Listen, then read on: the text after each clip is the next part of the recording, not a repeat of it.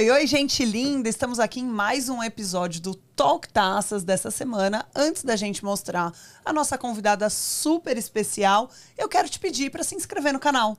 Nós também temos em outras redes sociais, temos no Instagram Talk Tacas e no... Ai, meu Deus, esqueci o nome do negócio. YouTube. Não, no YouTube é para se inscrever, mas no negócio jovem. No TikTok. TikTok, acabei de lembrar, pessoa, TDAH. Se inscreva, siga-nos, enfim, faz barulho, manda para os amigos, comenta, porque vocês sabem o quanto isso nos ajuda e, claro, a gente vai trazendo sempre pessoas melhores e trazendo mais qualidade ainda para você. Eu sou a Carol Mello, influenciadora digital e especialista em vinhos. Eu sou Ju Haddad, sommelier pela ABS de São Paulo. Vou só passar um rápido briefing aqui da nossa convidada de hoje. Ela só é uma das mulheres de maior prestígio no mundo dos vinhos aqui no Brasil. Ela é formada em jornalismo e ciências sociais, tem uma longa carreira escrevendo para os mais importantes veículos do país e hoje ela escreve a coluna Levan Filosofia para o Estadão. E aos domingos ela apresenta no Instagram dela, todos os domingos, tá? As notícias da semana do mundo do vinho. A gente tá só, assim, com muita moral, né, Carol? Muita. Muita. Sabe a wishlist, quando a gente foi começar? Quem que a gente gostaria de trazer? Essa tava num dos top master. Ela estava no top 5 ali. Né? Quem é? Vamos fazer barulho já? Suzana Barelli! Aê! Ô, meninas, assim eu fico inibida. Não, imagina. Não? Super obrigada pela sua presença. A gente sabe, ela tem sempre eventos, degustações e tudo mais. Obrigada por ter se disponibilizado para estar aqui. Abrir seu coração, que a gente vai ter perguntas... Do coração? Polêmicas, do coração.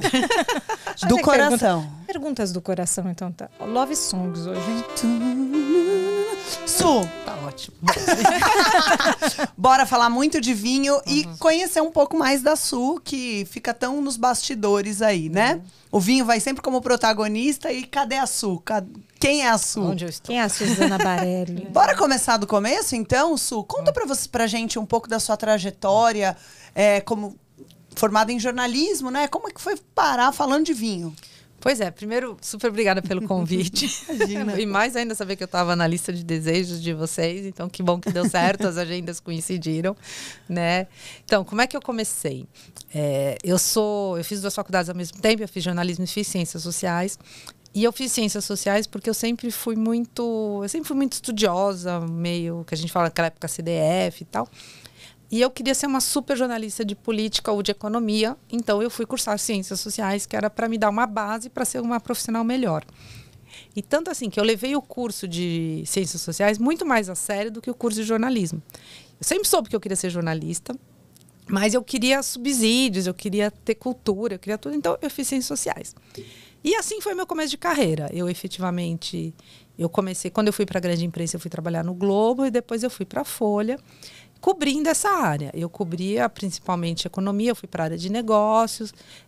Quando eu fui para a Folha, eu fazia meus plantões em política. Então, eu estava na área que eu queria estar, que eu achava que eu queria estar. E gostava do que eu fazia.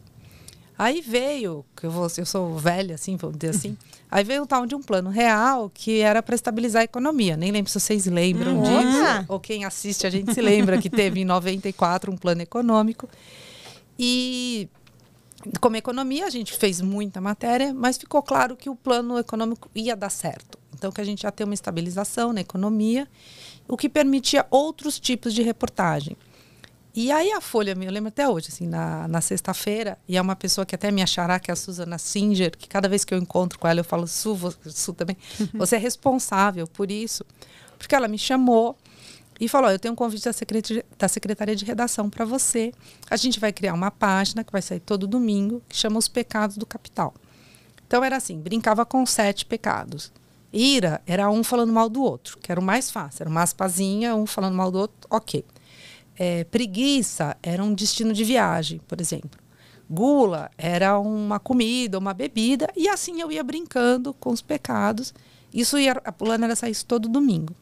E ela me chamou super orgulhosa. Olha aqui que a Folha criou, a Secretaria de Redação, tal. E eu olhava e eu falava, não quero escrever dessas coisas. Escrever de política, economia. Você vai me pôr para escrever de... futilidade. Né? Era bem isso. Mas eu não queria sair da Folha. Né? Então, foi um conflito ali. E eu falei, não, passei o final de semana, lembro que eu chorava. Eu falava, mas, nossa, escrevi, imagina, eu vou ligar para a fonte, perguntar, né, que vinho você toma, que você joga golfe, sei lá. Mas fui, né, não queria ser na Folha, falei, vou arriscar e ver o que acontece. E isso aconteceu num momento assim, em que a economia estava abrindo. Então, tinha vários produtos importados chegando, inclusive tinha vinho chegando e tinha muito ingrediente chegando. Então, era muito rico de matérias. E eu acabei gostando. A verdade é essa, assim, né? O meu pai era do mundo sindical, então, assim, eu cresci bebendo cachaça, assim, vinho não era uma realidade na nossa casa. Mas eu lembro, assim, que eu fui cobrir um campeonato de golfe, aí comecei a aprender a jogar golfe. Aí, sabe, você vai fazendo umas matérias muito diferentes. Mas, assim, de tudo ali que eu fazia, o vinho me pegou ali. Eu falei, putz, eu quero escrever disso. Mas não entendia, eu sabia branco, tinto e mais que isso, era de pedir demais, assim. Aí eu comecei a gostar e resolvi falar, quer saber? Eu vou fazer um curso, na época tinha ABS, tinha SBAV. Falei, vou fazer um curso na ABS para entender um pouco mais de vinho. Até a ABS já mudou desde isso, 2 séries atrás da ABS. Aí fiz um curso lá, Introdução ao Vinho, comecei a entender um pouquinho, aí vinha produtor, eu já sabia um pouco mais, né, já conseguia fazer uma perguntinha um pouquinho melhor, mas era uma coisa meio... Mas assim, eu curtia vinho, mas muitas das matérias eu não curtia e outras eu me divertia. Porque, por exemplo, tem uma personalidade do mundo econômico que já faleceu, que é o Antônio Hermílio de Moraes, que fundou a Votorantim. E eu lembro que um dia eu liguei para ele, porque ele estava escrevendo uma peça de teatro. E ele super topou falar comigo. E eu falava, nossa, mas Antônio Hermílio, a gente tenta um monte de matéria de economia, nem sempre consegue. E, de repente, eu vou falar da peça de teatro, ele fala, não, vem aqui que eu vou te contar. Então, assim, você vai entrando no mundo das pessoas de uma maneira diferente. Né? Tem outra matéria que eu lembro, assim, eu peguei um monte de fonte, a pauta era como manter a forma nos almoços de negócios. E os executivos respondiam, entendeu? Eu não sei o que era pior, se era eu perguntar ou se eles gostarem de responder, entendeu? Porque... E naquela época era mais tranquilo, vários abriam adega para mostrar, entendeu? Que hoje as pessoas não abrem, mas... Então, assim, eu fui descobrindo um mundo que eu nem sabia que existia e que eu gostava. Mas, ao mesmo tempo, eu tinha um conflito. Eu queria trabalhar com isso ou eu queria beber mais vinhos na minha hora, nos meus momentos de lazer. Era hobby ou trabalho, né? Era muito assim. E aí eu recebi um convite para ir para a Carta Capital. Na época, a Carta Capital era uma revista quinzenal. E era uma revista ela era bem oposição. Era o governo Fernando Henrique, era uma revista de oposição. E era muito divertido trabalhar com o Mino Carta. Porque o Mino é uma figura única, que sabe muito de jornalismo. E eu fui lá, recebi o convite, falei, quer saber? Eu vou para a Carta Capital e o vinho vai me acompanhar como hobby. Aí eu estou um dia na Carta, estava adorando trabalhar lá. Aí chega um convite para uma viagem. E aí eu lembro até hoje, assim, a redação era pequenininha. E o Mino fala assim, não, aquela menina que gosta de vinho, ela que vai para essa viagem. Aí eu sabia que era comigo, que viagem. Era um convite da Moët Hennessy para conhecer Dom Perignon e toda a instalação da Moët. Então, assim, a minha primeira viagem de vinho foi essa. Só já foi mais ou menos. Só. Então, assim, eu falo assim, quem começou assim, não dá para sair, concorda? Não dá para sair. Belo começo. Né? E foi isso. E aí Mas ok, aí eu fiquei na Carta, feliz lá. Trabalhei uns 2 anos lá. De vez em quando tinha uma outra pauta de vinho. Mas aí, quando foi lançar o jornal Valor Econômico, foi muito louco, que o Valor foi lançado por uma pessoa que chama Celso Pinto. Ele era colunista, foi um cara que fez carreira na Gazeta Mercantil muito tempo, foi colunista da Folha, e foi o cara que encabeçou o projeto. E o Celso, ele era uma referência para todo mundo da economia. Foi assim, tipo, o melhor jornalista de economia, o melhor articulista de economia. Ele era o máximo. E aí ele me ligou, Su, eu queria te chamar para trabalhar no Valor. E aí eu falei, tá, o que é para fazer? Começamos a conversar. Ele falou, não, mas eu queria que você voltasse a fazer o que você escrevia na Folha. Aí eu falei, não estou entendendo. Não, a gente quer que você escreva o que você escrevia na folha. Aí primeiro assim, eu descobri que ele era mesmo meu leitor, eu sabia que ele lia umas coisas e que ele gostava de eu fazer a pergunta lá para o Antônio Hermílio da peça de teatro ou do não sei o quê. E aí eu falei, bom, eu não quero sair da Carta Capital, mas não dá para você falar, não vou aceitar um convite para lançar um jornal de economia, não sei quando vai lançar um jornal de economia de novo. E aí foi isso. Aí eu fui pro Valor para fazer frescura, entendeu? Basicamente, para escrever frescura.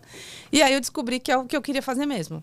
Você chegou a sair da... Aí eu saí da carta e aceitei o convite para ir do Valor. Eu sou legal. da equipe que lançou o Valor Econômico. Que demais. Que e dentro do Valor falando de amenidades. De frescuras. Aí eu fui cobrir, tipo, Rally dos Sertões, eu fui fazer um monte de coisa. Nossa, deve ter sido Você foi fazer a parte gostosa, né? A divertida. O jornal ensinava como ganhar dinheiro e eu ensinava como gastar dinheiro. Que demais, que delícia. Olha, acabei de lembrar que nós não brindamos. Então, Eu ia lá. falar sobre isso. Aí, Pior que ia. saúde. Vamos lá. As futilidades da vida, que tornam a vida linda. Mais legal, mais divertida. Aproveitando um brinde, Ai, que vou delícia. até mostrar o vinho, porque quem mandou foi o boss. Foi um amigo da sua. Foi esse é um o cara que admira muito a Suzana. Um amigo querido. Um Vamos lá. amiguinho dela, o Deco Rossi. Eu não conheço muito bem ele, mas dizem que ele é um cara legal. E ele mandou esse vinho aqui pra gente, é um Cabernet Franc, que é da linha dele, o De Vita, tá? Produzido pela Lagarde. Então ele fez questão de enviar o vinho para ela, porque ele admira muito a Suzana e todo mundo já sabe que ele já espalhou isso para o mundo inteiro. Eles trabalham, né? Fazem alguns Sim, projetos juntos. A gente Fazem tem... muitas degustações juntos. É isso. E ele falou que ela gostava muito de Cabernet Franc, então por Exatamente. isso você devolve minhas perguntas, porque essas eram as minhas? Você pegou... É diferente, viu, gente? Não, eu gosto muito de Cabernet. Eu acho que Cabernet Franc é uma uva para se prestar muita atenção, principalmente o que está acontecendo no Novo Mundo. E o Deco foi um dos primeiros a falar de Cabernet Franc. Sim, da Argentina. É.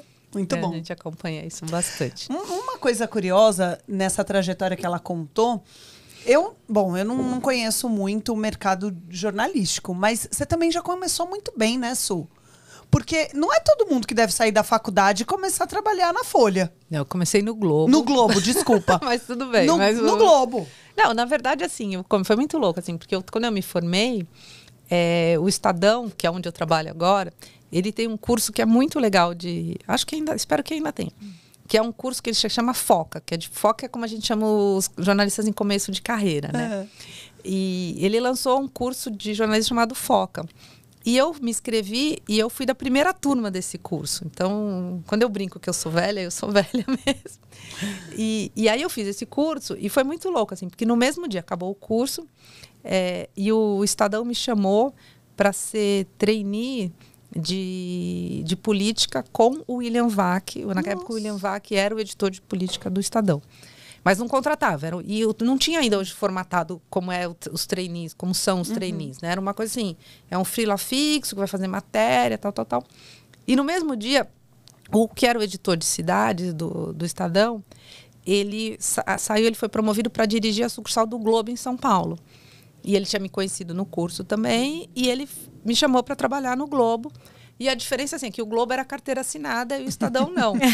E aí eu falei, não, o Globo é mais segurança, é mais não sei o quê. E aí eu acabei indo pro Globo por causa disso. E aí foi indo. E é muito louco, porque o mundo gira e hoje eu até brinco. Falo, era para eu ter trabalhado no Estadão, era para eu trabalhar no Estadão. De qualquer forma. Aí certeza. Falando nisso, já que a gente está falando das suas peripécias aí pela vida, pelo jornalismo, teve alguma matéria, pode ser dentro do vinho ou fora do vinho, que te marcou, que é mais especial para você e que você fala assim, puta, essa aqui foi inesquecível. Putz, difícil. Mesmo pro bom ou pro ruim, né? Mesmo sabendo, porque para quem não acompanha a Suzana ela dá muitos furos do mundo do vinho, né? Antigamente ela devia dar de outros... Eu dei uns furinhos de economia, assim. Sim, então assim, ela é muito conhecida por isso. Tanto é que todo mundo no domingo fica esperando quando vai ter que vai sair. O que ela vai falar, porque geralmente é ela que dá todos os furos, tá?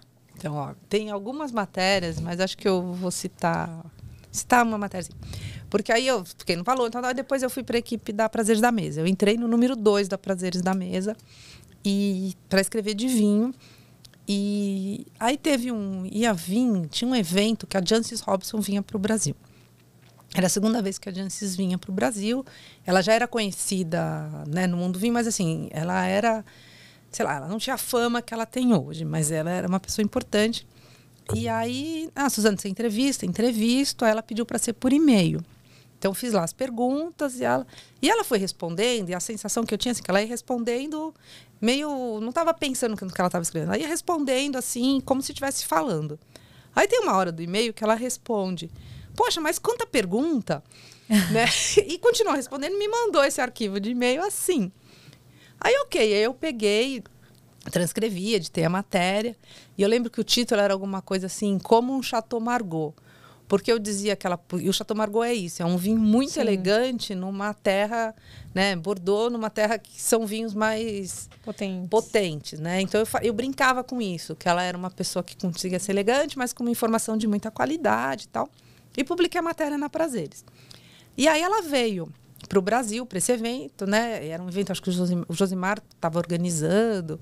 Tinha uma parte que tinha uma parceria com a Prazeres, não lembro direito. Eu lembro que tinha a Riedel no meio. Bom, aí ela veio e à noite tinha uma degustação de taça Riedel, uma coisa assim. E eu fui, dei a revista para ela, me apresentei, aí mostrei. Eu lembro que eu fiquei folheando, falei, olha como a matéria saiu grande, assim, meio para justificar. Tá vendo o porquê de tanta pergunta? E aí, e a gente tinha um almoço na Figueira com ela para os jornalistas no dia seguinte. Aí eu cheguei no dia seguinte, no almoço, e assim que eu cheguei, eu vi que ela, sabe, fica te olhando, aí vem, me cumprimenta, e eu já... Nossa! Tudo bom, querida? Se fosse eu, tinha que pegar lá no alto. Mas era por aí, era por aí.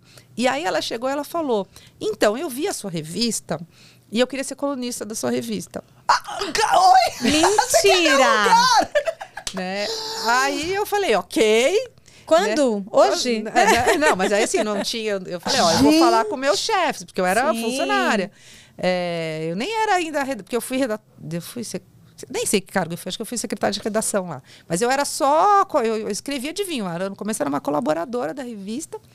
Aí eu lembro que eu levei para o Jorge e o Castilho, os dois assim... Não, claro. Eu falei, então negocia. Então, assim, e a Jancis foi por um tempão colunista da revista por causa dessa matéria. Então, assim, para mim é um super orgulho, assim, para mim acho que é a mais... Demais. Mas que orgulho mesmo, porque ela né? chegou e falou, eu quero escrever para sua revista. E aí, olha, não tem como não achar que você não é uma boa profissional, né? Isso, assim, pessoalmente, você com você mesmo, né? E minimamente abençoada, né? De ter caído nas graças. É dom, isso é dom. Mas eu acho que é trabalhar muito, assim, eu acho... Tudo bem, óbvio que tem sorte, mas assim, vocês conhecem a minha vida não é exatamente uma vida de princesa, não, mas muito pelo contrário. Sorte sem competência não dá certo. Mas tem o tem fazer o lado o trabalho, da competência entendeu? Também, sim. Tem que ter feito perguntas, provavelmente ela gostou das perguntas, né? Por mais que ela tenha reclamado que era muito. Né? Porque ela não leu aquilo em português, né? Então, exato. Então, assim, eu acho que tem isso, mas eu acho que tem ali de ter feito um trabalho sério e isso ter rolado, entendeu? Então, eu acho que isso foi legal, isso foi bem legal. Eu já fiz várias matérias que eu gostei. E recentemente, o que eu acho que aconteceu, assim, eu consegui, né, todas as fusões recentes que tiveram, que estão mudando o mercado, acabou sendo furo meu. E é muito louco, porque muitas vezes o mundo do vinho, né, tem um monte de gente que escreve, mas são poucos que são jornalistas de formação. E o furo é um conceito muito de jornalista, entendeu? A gente é aquele que abre o jornal de manhã cedo para ver se saiu. É até uma piração de dar notícia em primeiro lugar, ou de dar com enfoque que ninguém deu. Então, assim, eu consegui...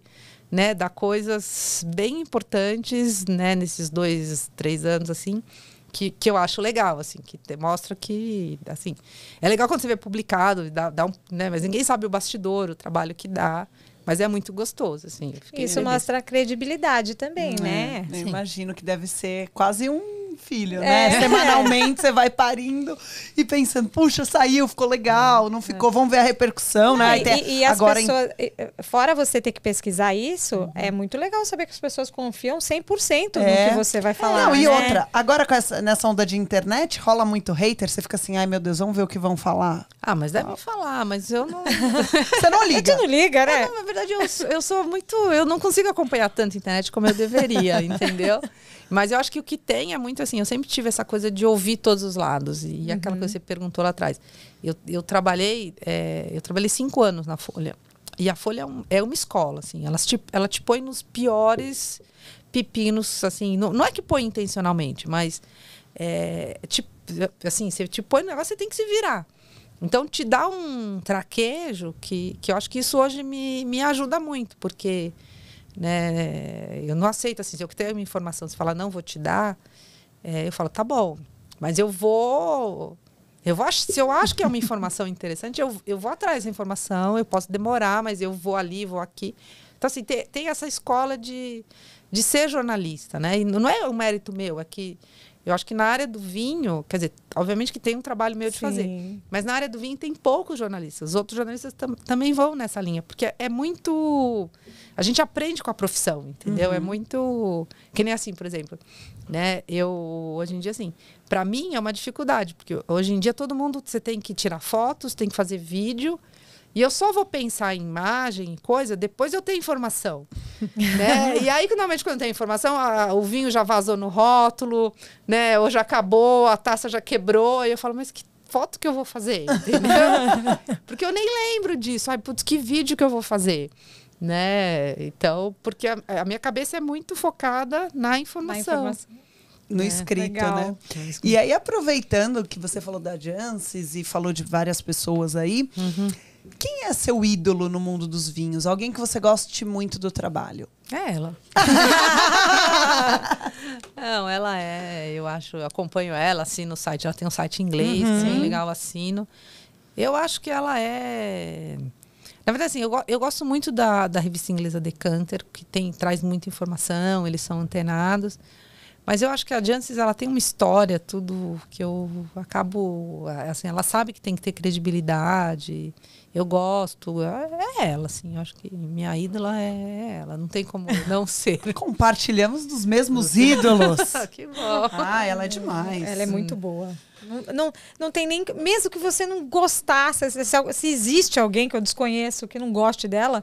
Não tem como falar que ela não faz um trabalho incrível. O trabalho dela é incrível, realmente. Tem. Ela tem uma didática, assim, fora da curva. Concordo. Qualquer pessoa consegue entender de vinho com ela. Incrível. É isso mesmo. Eu vou ou você vai?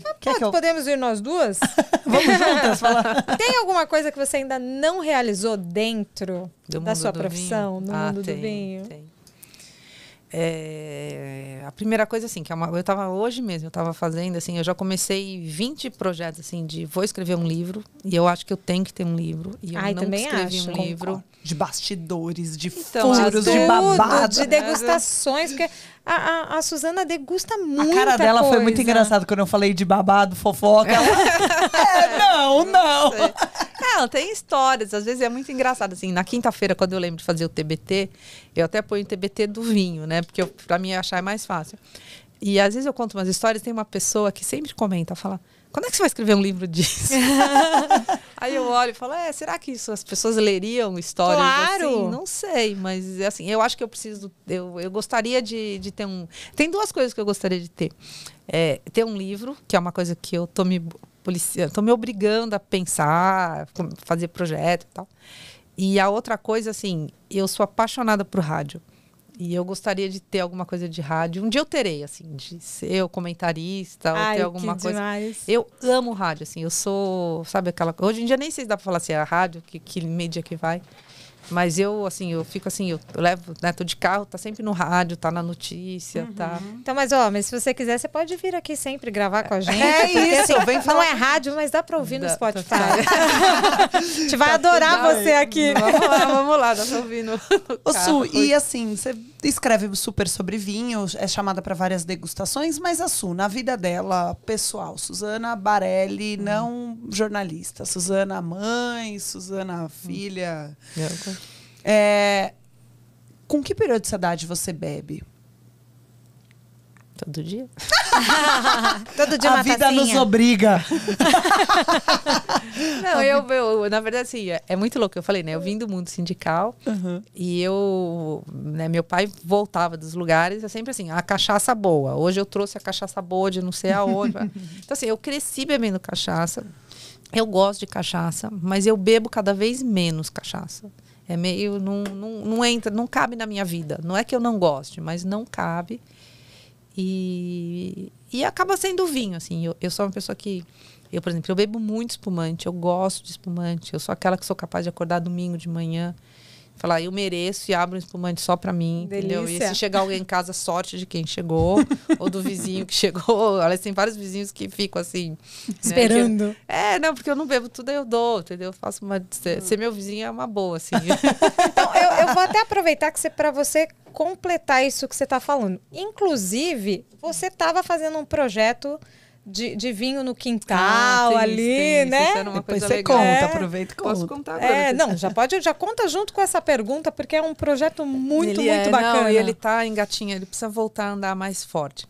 A história é assim, a gente tem uma casa no interior em Ibiúna, e na pandemia, assim, na primeira semana, segunda semana, eu tive um ataque em casa, porque assim, as crianças não faziam nada, e a gente estava entre 4 paredes morrendo de medo. Aí eu falei, entre 4 paredes e 4 cercas, a gente vai pro interior, a gente vai ficar em Ibiúna. Meus filhos arregalaram um olho assim, o que a gente vai fazer em Ibiúna? E o vírus e não sei o que. Eu falei, a gente vai para Ibiúna. 4 paredes, 4 cercas, 4 cercas. E a gente foi para Ibiúna e acabou sendo uma coisa muito legal. Porque era isso, ninguém saía, a gente manteve super a quarentena, e vocês me conhecem, sabem assim, eu acho que eu até mantive demais a quarentena. Mas ficava ali, todo mundo fechado, né? É um condomínio mais despojado, não tem as ruas são de terra, não tem luz fora das casas, então assim. Mas ficava cada um na sua casa.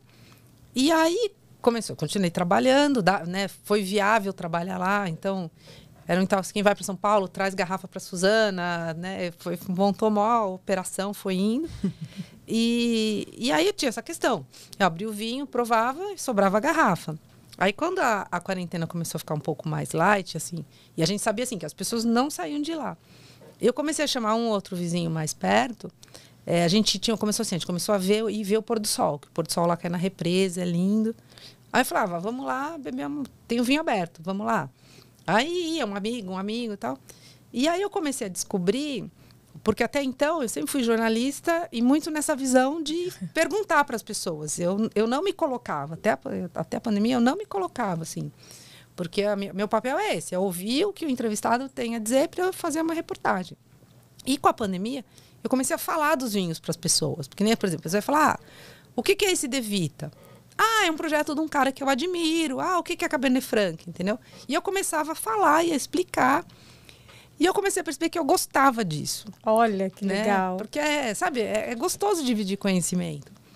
E aí, quando deu uma melhoradinha, eu falei, vou fazer um negócio aqui no quintal. E meu quintal é grande. Aí eu peguei lá 4 vinhos que eu tinha, fechei as cegas e pus no grupo lá do condomínio. Porque aí nessa época, todo mundo já tinha grupo de WhatsApp, tinha grupo do condomínio. Eu falei, vou fazer uma aula de vinho no meu quintal. Separado. E aí é muito louco, assim, porque eu separei muito, assim. Era um casal, eu punha uma mesa, uma cadeira, 2 cadeiras aqui, outra pessoa aqui. Era super, assim, mesmo no ar livre, no começo, assim, álcool gel pra caramba e tal. E comecei a falar de vinho. E é um projeto que deu muito certo. Né? As pessoas, até hoje as pessoas me pedem. Só que entrou essa vida maluca de voltar para São Paulo e eu não dou conta de fazer. Algumas vezes eu faço, vou fazer agora na Páscoa, provavelmente. Eu já avisei até no grupo, falei, acho que eu vou fazer, já tem um monte de gente. Não, quando você vai fazer? Quando você vai fazer? Quero fazer. E a ideia é abrir, não ser uma coisa só do condomínio. Porque eu acho assim, primeiro o vinho... Opa! O vinho no... Desculpa. Não, normal. Eu bato até o nariz aqui. Porque eu acho o nome vinho no quintal ficou amigável. E é isso, é um vinho no quintal. E é muito louco. O modelo, assim, são 4 vinhos. Eu escolho os temas. E o mundo vinho é legal isso, assim. Porque pode ser qualquer tema. Sim. Né? Aqui, por exemplo, podia fazer 4 Cabernet Franc, 4 tintos da Argentina, 2 Cabernet da Argentina, 2 do Chile. Você vai pirando nos temas. Sempre tem que contar. E eu tenho uma coisa assim, eu sempre sirvo às cegas. E isso não é que as pessoas não possam saber o que elas estão bebendo, mas é o que eu acho que te obriga a pensar no que tem na sua taça. Né? Porque eu lembro, por exemplo, uma vez teve um vizinho que falou, me diz os vinhos antes que eu quero estudar. Eu falei, você não vai estudar nada. Não é esse o problema. A ideia não é essa. Você pode estudar depois. Eu quero que você veja o que você tem na taça. Então, as pessoas ficam mais tranquilas, né? E é isso, a gente faz. É muito gostoso, assim. É um evento que eu realmente preciso levar mais a sério e não ficar esperando um feriado, sabe? Porque, na verdade, o que aconteceu aqui, vindo para São Paulo, eu não dei conta de organizar como eu gostaria. Então, aí já aconteceu assim, às vezes eu tô lá, aí um vizinho fala, outro fala, vamos fazer? Aí, às vezes tem 10 pessoas que querem, né? Então vamos fazer. Vamos fazer. Aí eu pego o vinho que eu tô em casa, ou, sabe, eu saio para comprar e faz a degustação. E é uma coisa que foi muito legal e que mostrou que é um pouco esse Instagram que eu tenho, assim, o que aconteceu na pandemia. A gente tinha muita informação que não tinha, né? Esse Notícias da Semana, que precisa de um nome e não tem nome. Nasceu muito disso, porque tinha um monte de informação e você vai fazer o que com a informação?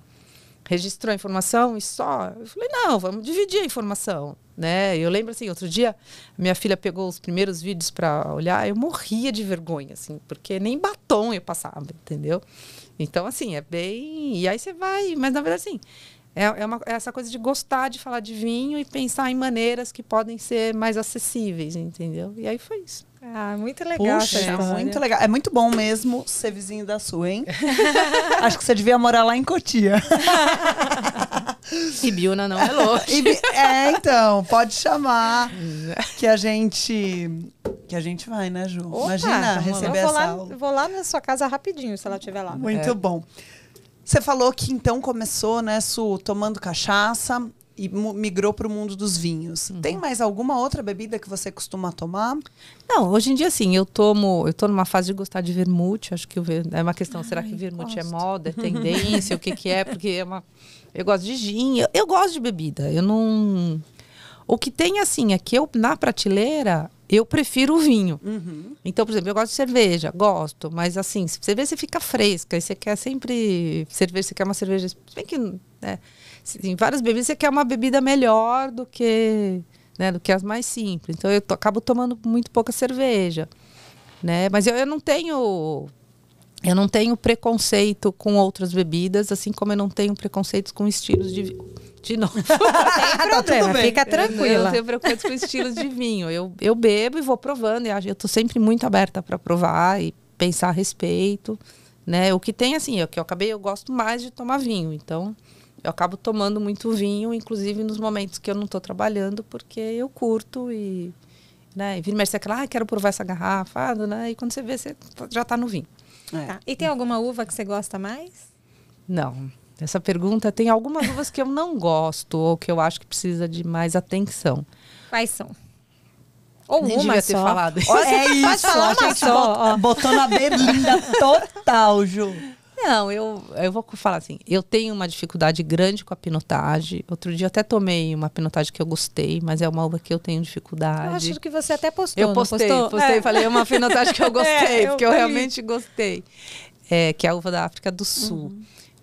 Eu tenho problemas, assim, o brasileiro adora Carmenère, e eu acho Carmenère uma uva muito, assim, Carmenère simples, para mim, um Cabernet Sauvignon simples, ele tem predicados legais, um Shiraz simples tem predicados legais. A Carmenère muito simples, muito de gama, eu não gosto, ela me incomoda muito, mas os grandes Carmenères eu curto.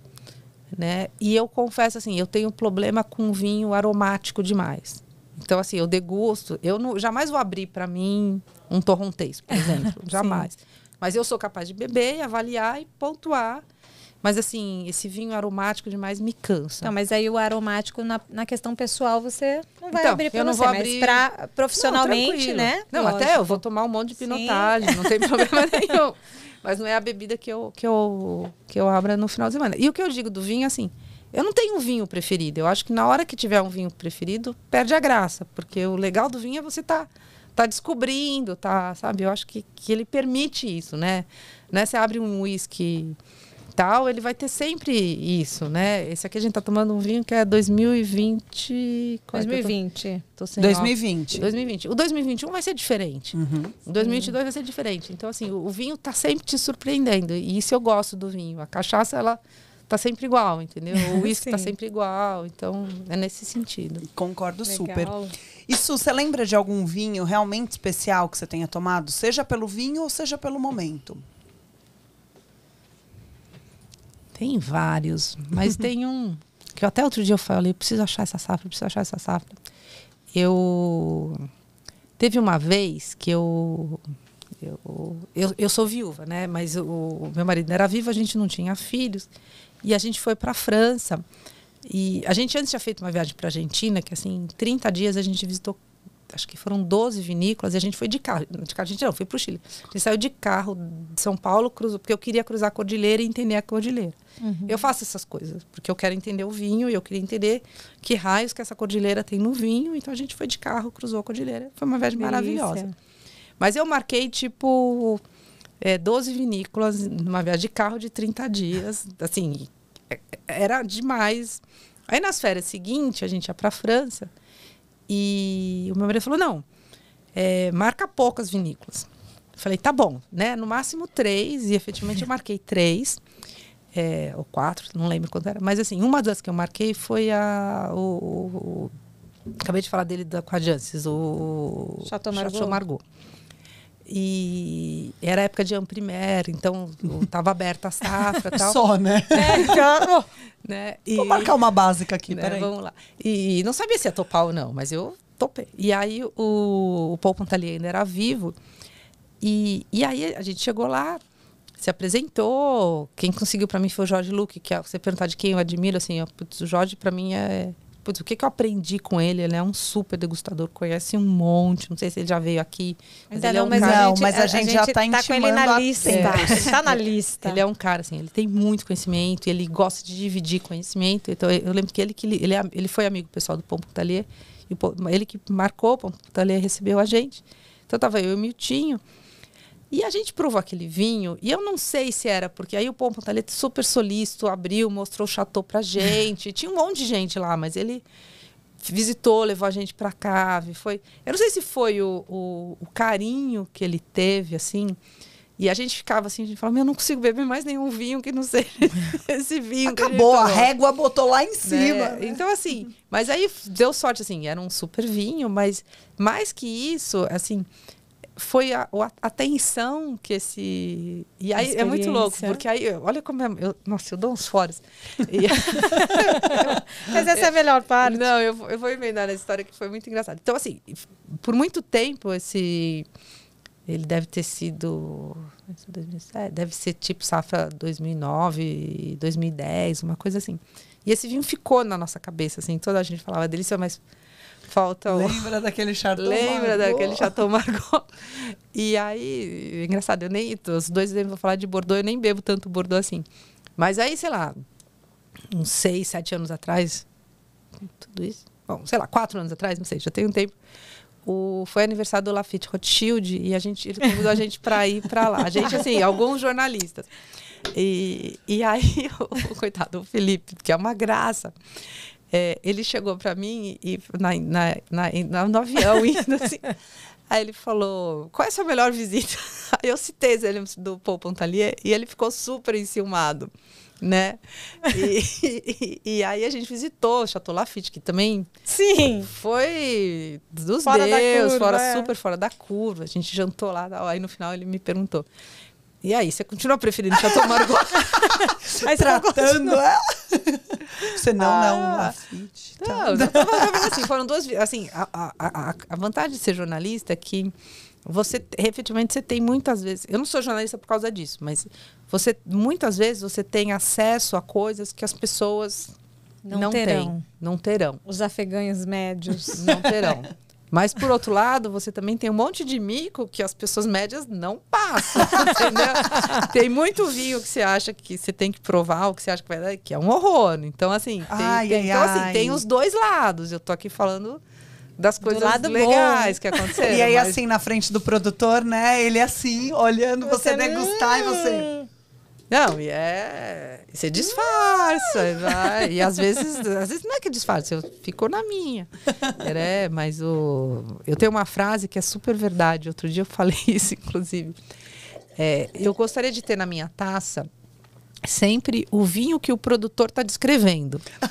Não necessariamente o vinho que está na taça, porque ele sempre descreve o vinho de um jeito incrível, filho, né? 100 pontos Parker. É 100 pontos Parker sempre. E às vezes não é 100 pontos Parker. Muitas vezes não é, mas tudo bem. Acho que faz parte do...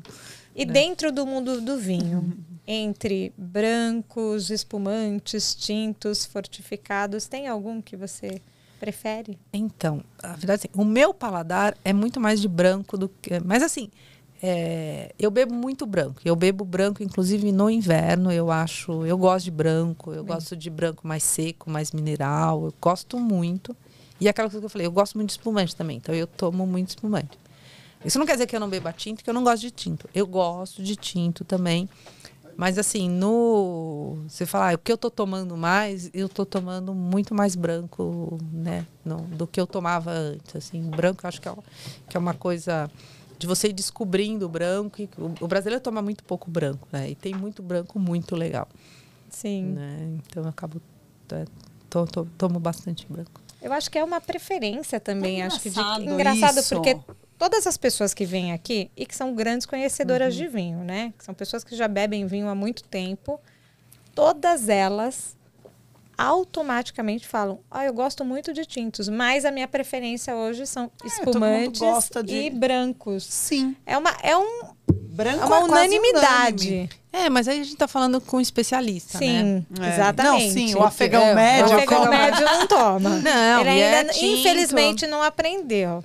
Mas eu acho que é questão de tempo também. Uma questão de tempo, de prova mesmo. E assim, o branco, ele tem aqueles brancos mais simples, mais aguadinhos ali. E aí, às vezes, a pessoa teve acesso àquilo e acha muito insosso. Acha sem graça. Mas tem razão. A gente tá falando de um público que paga um pouco mais uma garrafa de vinho. E os tintos simples, em geral, eles são melhores do que os brancos simples. Eles trazem uma experiência um pouco mais completa. Sim. É exatamente isso. Não, até tem uns simples que são bons, mas e tem muita gente que, por incrível que pareça, reclama muito de acidez. Que são pessoas que não estão acostumadas realmente a beber vinhos por sinal, com boa acidez. Isso me ensinou duas coisas. Eu queria deixar muito claro, registrado aqui, que não tem concorrência com a gente. Porque aqui o Talk Taças é a Carol e a Ju.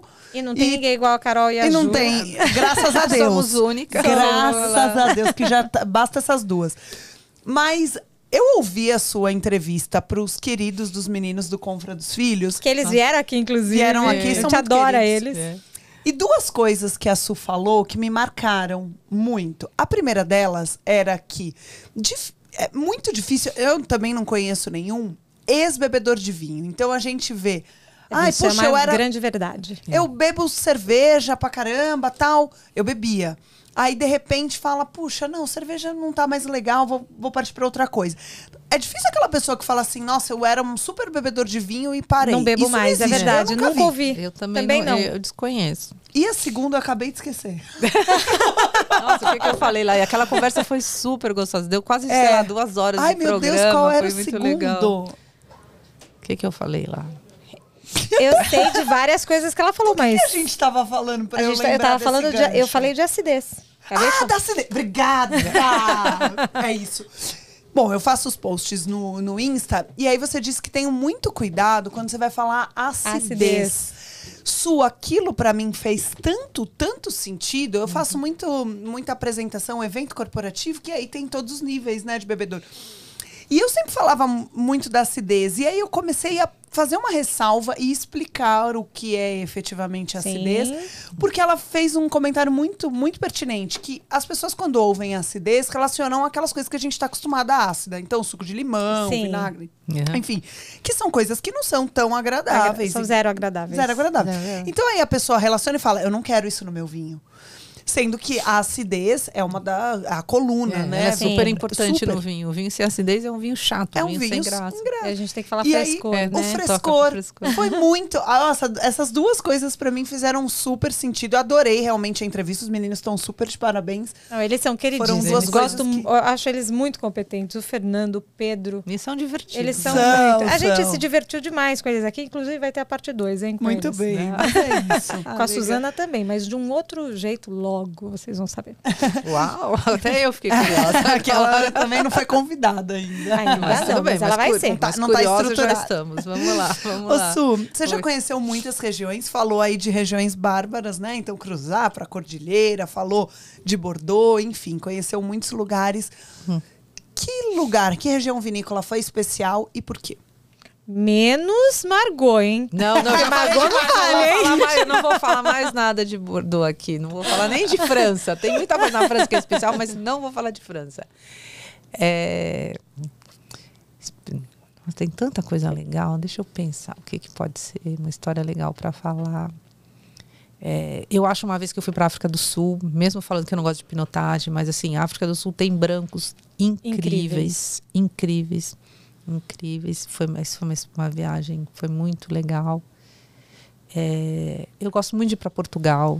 Eu lembro assim, é muito louca, vamos lá nas histórias. Primeira vez que eu fui para o Douro, né, eu não conhecia e eu ouvia todo mundo falar o Douro, vírgula, a região vinícola mais bonita do mundo, blá, blá, blá, blá. A região vinícola mais bonita do mundo, vírgula, o Douro, blá, blá, blá, blá, blá.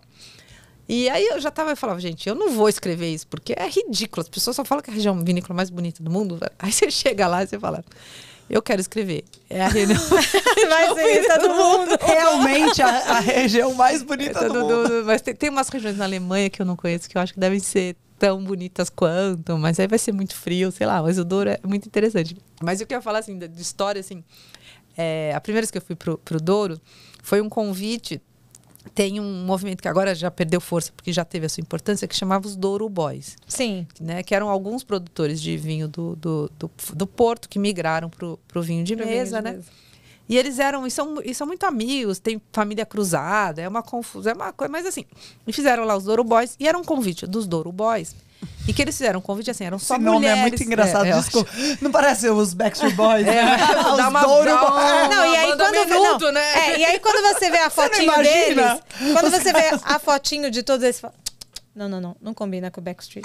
Não, mas eles são muito divertidos. Sim, eles divertidíssimos. Mas assim, é muito bom. O Nia Porte é maravilhoso. Ele não, mas ele com o Cristiano, que é o Vanzeler, que era da... como é que chama o vinho, Dona Maria? E eles dois juntos, um tira sarro do outro de um jeito, assim, parece dois adolescentes, entendeu? É muito louco. Mas o fato é assim, eles fizeram um grupo que eram de mulheres jornalistas do mundo do vinho para conhecer os Douro Boys. E aí me chamaram, super feliz e tal. Só que assim, tinha da Noruega, da Finlândia, do norte, todo o norte da Europa e tal, e uma brasileira.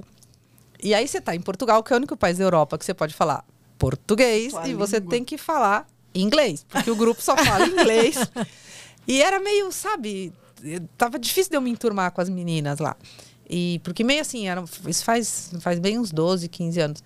Né? Ninguém conhecia meio vinho de Brasil, uma brasileira, porque que o Brasil é relevante, sabe? Tinha uma coisa. E e foi indo a viagem e tal. E aí a gente foi visitar o Vale do Meão, a Quinta do Meão, que é linda. E tinha um trecho que a gente voltava de barco. Acho que a gente ia até o Crasto. Não lembro que a gente voltava de barco. E aí elas ficaram lá, né? Quer dizer, nem sei como é em inglês. Não, blá, blá, blá. E eu sentei atrás do barco e fiquei conversando com o barqueiro. Porque, entendeu? Era o que me restava fazer. Eu não queria ficar naquela conversa lá e tal. E falava um monte de vinho que você não conhecia, porque a realidade era muito diferente. E aí eu comecei a rir com o barqueiro, porque tinha um monte de história legal. E aí uma falou assim, perguntou, mas que se estão rindo? Mas de um jeito legal. Aí eu contei lá a história que o barqueiro tinha falado. Aí daqui a pouco vem a segunda, aí vem a terceira. E acabou sendo uma viagem que a gente acabou ficando unida, porque na verdade, eu virei tipo uma intérprete do barqueiro. E de outras coisas, porque aí elas perceberam que Portugal tinha um monte de cultura que se você não fala português, você... vai perder a piada ou a graça. Então foi uma viagem bem... Então, assim, Portugal tem coisa... Ai, tem tanto lugar legal, assim, gente. Difícil, assim. Chile e Argentina tem cada coisa bárbara, não sei. Agora, se for fazer... vocês me falaram a pergunta ao contrário, assim, para onde eu nunca fui, que era para Nova Zelândia, e eu tenho muita, muita vontade de conhecer a região vinícola da Nova Zelândia. Assim. Deve ser uma coisa. É incrível. Também não conheço. Linda, linda. Vamos lá, então. Tem alguma harmonização preferida? A harmonização é um desafio, né? Porque é tão difícil dar certo, quando dá certo Por isso que a gente pergunta isso. Porque a harmonização também é muito pessoal, né? Ela pode até dar certo, mas o que eu gosto pode ser que você não goste, pode ser que a Carol adore, e é isso. Né? Deixa eu ver uma harmonização que me venha, mas Bom, eu sou primeiro assim, eu sou daquela assim, eu não vou no restaurante pensando, eu quero esse prato. Eu vou no restaurante pensando, eu quero esse vinho, e a partir do vinho eu escolho o prato que vai combinar. Mas... Nossa, não... O que pode ser? Pensando em harmonização recente. Uma que você costuma fazer em casa, que goste de... eu tô sempre... Isso não tem, que eu tô sempre variando, assim, tô sempre... Mas eu acho assim que... Nossa, outro dia eu comi uma que estava muito legal. Tô querendo lembrar o que era. Nossa, deu um branco aqui. Posso responder mais tarde? Pode, claro. Eu vou lembrar de uma harmonização que seja... Né, porque eu tô indo sempre no branco, mas o... Não, agora, por exemplo, a gente está chegando em Páscoa. Não sei, acho que esse programa vai no ar depois da Páscoa. Então, vamos deixar as pessoas pensando que as oportunidades que elas perderam. Quando você acerta um porto... Né, com chocolate, é divino isso. Sim. Né? É uma coisa, é uma experiência assim, única. Que é o que eu pretendo fazer na Páscoa, porque as crianças vão encher, né, comer todos os chocolates de Páscoa. Eu hei de comprar um chocolate para mim, para combinar com o Porto. E vai ser com Porto, que eu acho que de tudo que eu já testei, para mim, Porto e chocolate. E tem um Porto preferido? Aí vai, dependendo de como tiver a conta bancária. Depende. Vai para uns 10, 20, 30 anos, uma coisa assim. Para combinar com chocolate, né? Queria uma coisa assim, um chocolate mais com amêndoa, uma coisa assim. Ai, que delícia. Ai, adoro. Comerei isso na Páscoa. Aí, ó. Su, não é incomum ver, a gente acompanha você no Instagram. Eu já tive a felicidade de compartilhar eventos com você. Mas não é incomum nós vermos você como única mulher da mesa, né? Que chega a ser até... Você fala, não é possível que não tinha mais nenhuma outra mulher qualificada para ser convidada também. E o mundo do vinho, ele é extremamente machista, né?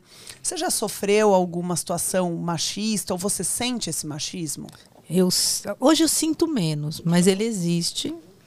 E até, não queria contar aqui, que é muito pessoal, mas recentemente eu sofri um caso de racismo que eu fiquei bem chocada, né? Então, assim, ele tá aí e tá... Foi tipo ano passado, entendeu? Então, assim, ele tá presente mesmo. Agora, o que eu vejo, assim, o que eu soube e acho que tem... Por que eu acabei virando a Suzane, fazendo todas essas coisas? Um pouco, eu acho que esse perfil de eu ser jornalista, de querer essa coisa de ir atrás de informação e tal. E a outra coisa, assim... O fato de eu ser a única mulher em muitos eventos me ajudou muito. Porque, assim, eu era a única mulher. Então, assim, eu sempre estava sentada ou na frente ou do lado do produtor. Entendeu? Você tinha uma posição privilegiada. Então, eu sempre tive uma posição privilegiada. E eu aprendi... Mas, assim, muitos produtores não me respeitavam, assim. Porque eles... Tudo bem, uma menina bonitinha, ele tá achando ótimo. Mas uma menina bonitinha, inteligente, ele nem sempre tá esperando isso. Né? A gente tem que lembrar, e vocês as duas já devem ter tido várias histórias assim. E aí, o que eu sempre fiz, assim, eu sempre me preparei muito para os eventos. E se eu achava que o produtor estava meio assim, eu fazia uma pergunta muito... quase nerd, entendeu? Uhum. Pro cara falar, não, ela não é só um rostinho bonitinho. Uhum. Ela tá sabe aqui de igual para igual. Ela sabe o que ela está falando. Então, assim, eu acabei criando mecanismos para poder sobreviver nesse mercado. Né? E aquela coisa, eu nunca acompanhei tanto campeonato de futebol na minha vida. Né? Eu venho de uma família, assim, meu pai foi corintiano roxo, meus pais irmãos são corintianos roxos, né? Tipo, os dois moram nos Estados Unidos e eu sou palmeirense. Se o Palmeiras perde, eles me ligam para encher o saco, entendeu? Então, assim, eu vivo num ambiente que o futebol é valorizado, por mais que eu já tenha curtido mais o futebol.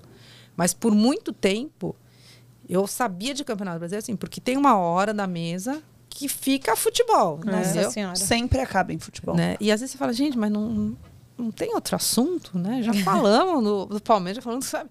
É sempre o mesmo assunto. Isso tem hora que cansa, mas assim, é um universo muito masculino, assim, muito, né? E tem tudo isso, né? Tem cara que bebe demais, que fica aquela coisa que a gente sabe. Muito simpático. Né? Simpático demais. Mas o que eu acho assim, a minha postura assim, eu não gosto de ficar reclamando. Eu acho assim, bom, ok, como é que eu resolvo isso? Eu resolvo fazendo uma pergunta importante para o produtor, entendeu? Eu resolvo me diferenciando, ele vai ter que, sabe, ele vai ter que me ouvir, vai ter que me dar resposta, porque eu sei, eu tô aqui, não tô aqui por brincadeira, eu tô aqui para trabalho, né? Se fosse para ficar brincadeira, eu ia ficar em casa com a minha família. Tô aqui trabalhando. Então, assim, tem um movimento de aprender, não é que você sabe, você não sabe, mas você vai aprendendo a se impor, entendeu? Porque... E hoje está muito mais fácil, porque hoje tem muito mais mulher, né? Mas assim, a gente vê, quando eu comecei, a gente tinha a Ana Rita, que era da Expand, a Deise no Rio, e eu, entendeu? Não tinha mais ninguém que falava de vinho de mulher. Eu era jornalista, né? A Ana Rita treinava, sommelier, mas ela sempre fez muita coisa de treinamento, e a Deise fazia serviço de vinho. O resto era tudo homem, entendeu? Então, e aí tem uma coisa, eu lembro, por exemplo, que aí vários chegavam para mim e falavam: ai, Su, tem uma confraria, você quer participar? E eu ficava super, quero. E nunca vi um convite. Não, eu tenho uma confraria, vou te chamar. Nunca veio o convite para a confraria. Aí, eu lembro que uma vez, 2 amigas me chamaram e falaram: vamos fundar uma confraria de mulheres? Eu nunca tinha pensado nisso. Eu falei, pô, é legal, mas será que tem mulher, né? Aí eu lembro que foi muito assim, a gente estava num jantar, aí o Luke falou: não, chama a minha mulher, que era a mulher com quem ele era casado, ela vai gostar. Aí o Mário Teles: não, chama a minha mulher. Entendeu? Aí aí então a gente foi juntando a mulherada, meio pessoas que gostavam de vinho e tal. E a gente formou uma confraria. E aí todas essas pessoas que chegavam para mim e falavam: eu vou te chamar para minha confraria, eles começaram assim: posso ir na sua confraria? Fala não. A gente marca. Não, eu mando vinho para a sua confraria, entendeu? E aí depois você descobre, o homem, dependendo do homem, não tem que chamar mesmo, porque ele quer o tipo de conversa que não é para ter mulher. E a gente também tem o direito de ter a nossa confraria e ter a conversa que a gente quer, e não precisa ter um homem do lado. Vamos reativar essa confraria, Su? Eu tô super dentro. Demorou. Vamos fazer outra. Vamos fazer uma confraria de mulheres, né, aqui, pra gente beber bem e falar mal dos homens. Não precisa nem falar. A gente fala de coisa mais legal e mais importante.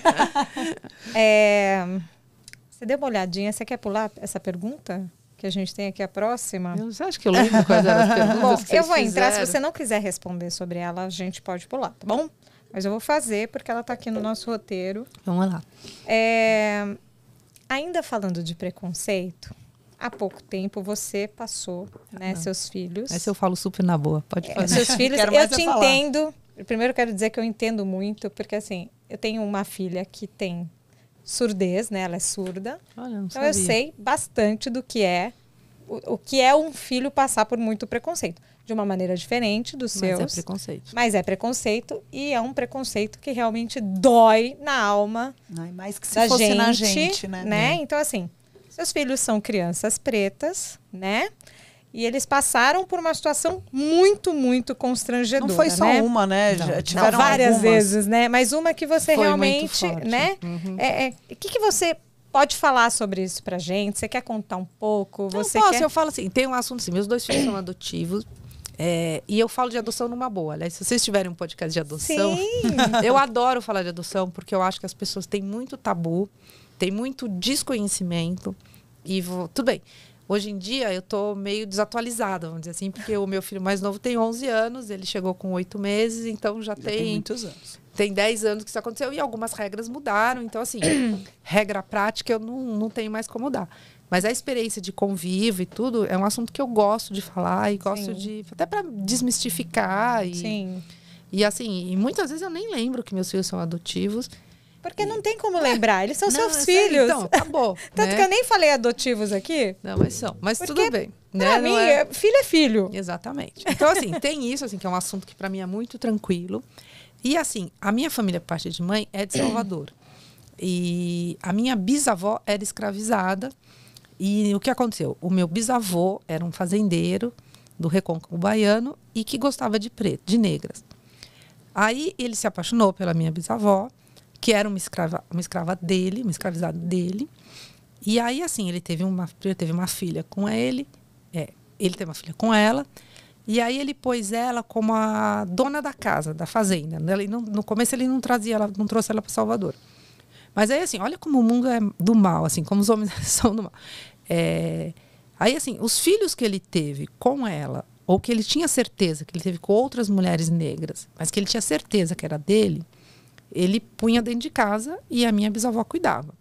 Os filhos que ele achava que não foi ele que engravidou, ele não reconhecia.